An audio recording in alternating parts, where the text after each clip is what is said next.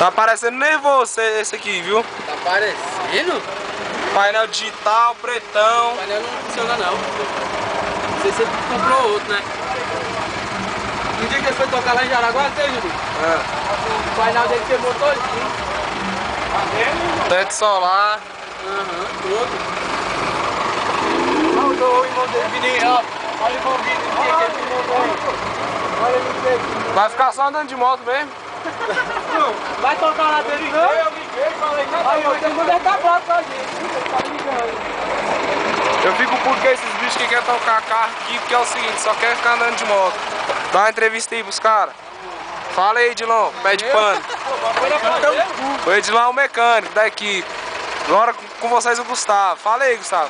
Manda o papo aí. O que vai rolar aí hoje pra nós? Vai rolar uma adrenalina aí, Olha o grilo também lá dentro. Vai, né? E essa motinha aí? Passat? Não, pera aí que eu tô dando a entrevista aqui pro pessoal aqui do Orkut aqui, a moto aqui dos caras aí. E aí, Gustavo?